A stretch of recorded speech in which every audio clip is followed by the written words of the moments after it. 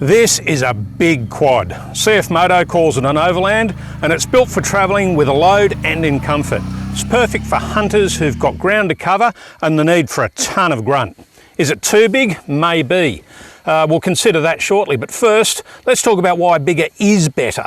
For me, it starts with the comfort and load carrying ability, both of which the CFMoto has heaps of. But I keep getting those things, well, I keep ignoring those things as soon as I hit the throttle.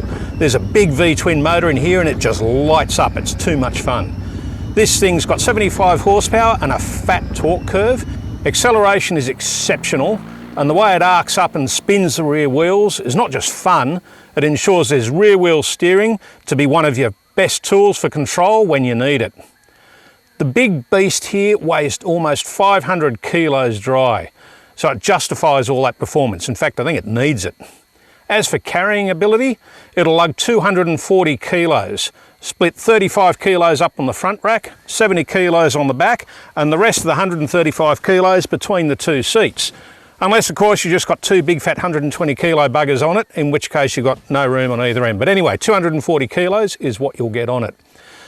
Yes, the Overlander has two seats, an unusual feature on an ATV, which typically only has one.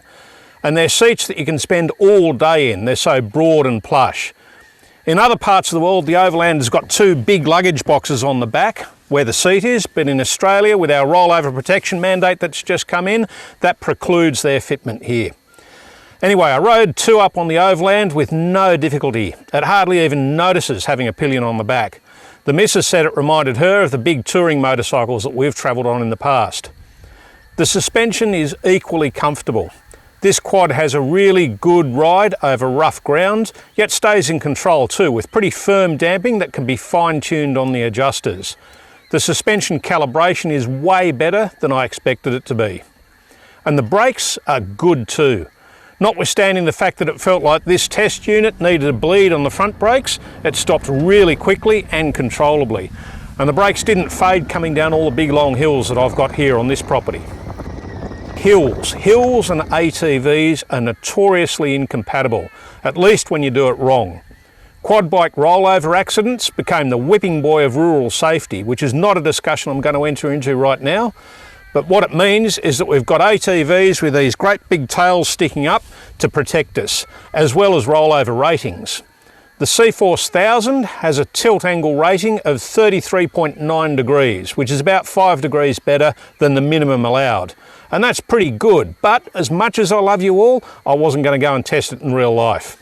Quite apart from the fact that I bottle out well before getting anywhere near 33.9 degrees on a side slope, I realised early on that my mere 75 kilo weight doesn't make much difference when you're trying to use body English on a machine that weighs half a tonne.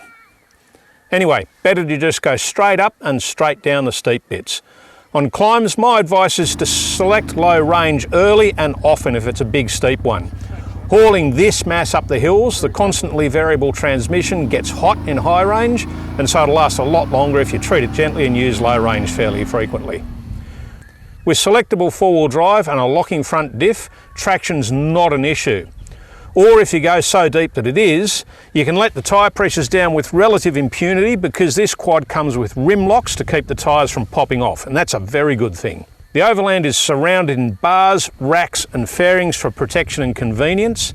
Underneath there's 8mm thick polyethylene skid plates, and they cover all the vulnerable bits, and there's also a couple of tin plates as well. These are the first plastic bash plates that I've tested on this property and haven't broken, so I'm pretty impressed by that. There are lights which are adequate, there's a windshield which is pleasant, there's mirrors which I'd leave in the shed where they don't get in the way, and all sorts of other things that you can read about in the brochure or see in the pictures. Oh, and it has a winch which is really useful. One thing I didn't like at all was the heat that radiates from the right side of the engine. Your right leg gets very hot. It was unpleasant on a cool day here in Mudgee, and it'd be much worse on a warm day up in the top end somewhere. Yet that would be the ideal environment for the Overland, somewhere big and open. And at least the heat there would be blown away by the average speeds that you'd be able to maintain, because a bit of airflow does help a lot. A quad with this sort of performance would shine as a long-distance hunting vehicle in any expansive terrain. Its 30-litre fuel capacity is good for probably 300 kilometres, though I've got to admit I didn't get a good idea of fuel consumption.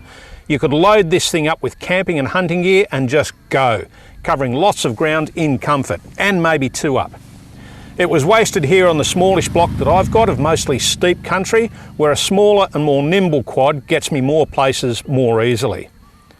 The Overland is large enough that it's awkward to use the usual racks for gun carriage, from basic V-grips to things like the SmartRest Quad Rest.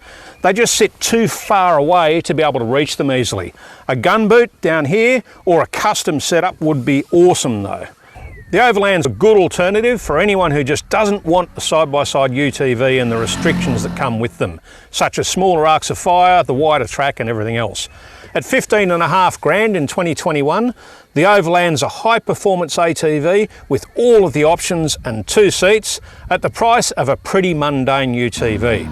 However you justify it, the CFMoto CForce 1000 Overlander is a hell of a quad. But I'll pull it up once we get to the bottom.